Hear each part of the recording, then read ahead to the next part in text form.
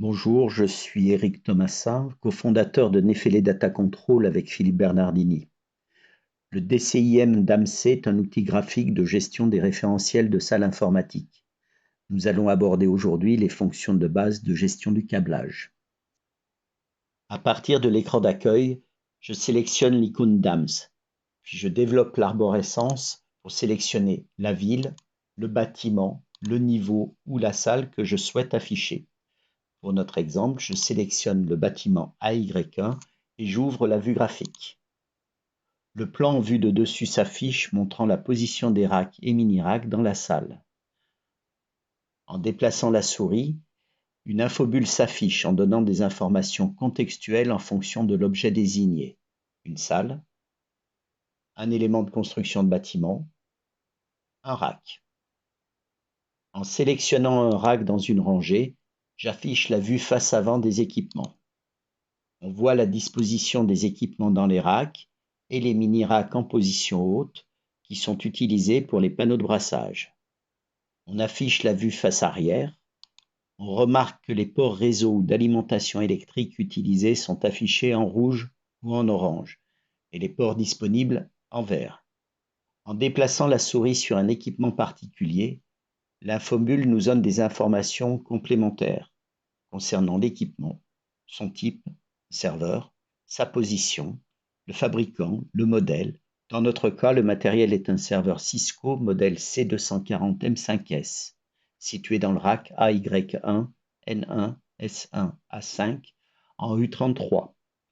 Des données complémentaires telles que le numéro de série ou le hostname peuvent s'afficher dans la mesure où elles ont été préalablement renseignées ou importées dans l'outil. En positionnant la souris sur un port particulier, dans notre cas le port numéro 2, l'infobulle précise des informations sur ce port, le type d'adapteur ou de bouchon, le type de connecteur, RJ45, la position de l'asset où est connectée l'autre extrémité du câble. Dans notre cas, il s'agit d'un équipement installé dans le même rack, à l'arrière du rack, en U42, port 34.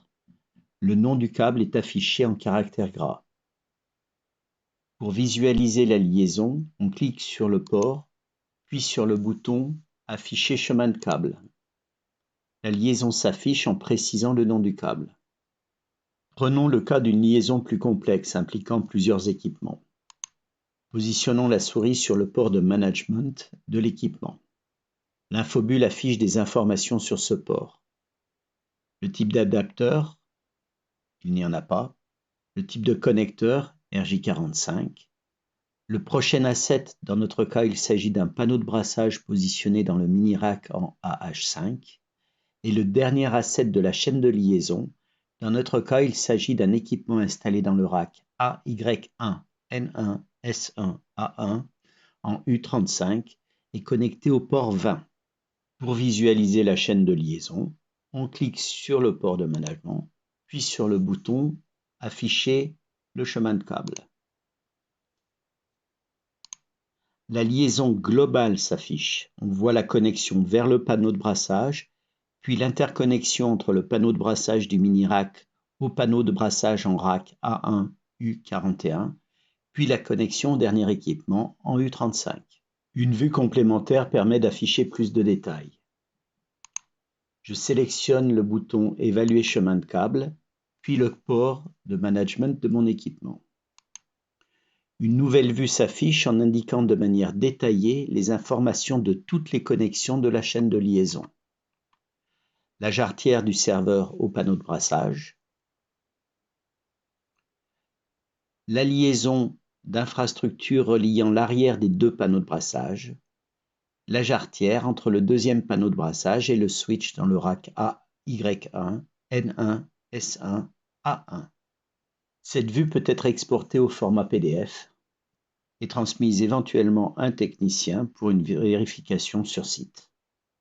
Il est possible d'avoir un rapport sur l'ensemble des chaînes de liaison d'un équipement donné. Pour cela, il suffit de déployer l'arborescence, salle S1. Notre rack, nous étions dans le rack A5 et notre équipement était en U33.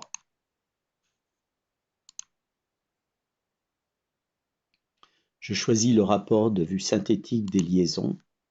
Le rapport peut être exporté au format Excel ou PDF. Je choisis le format Excel et je crée le rapport. Je l'enregistre. Je l'ouvre.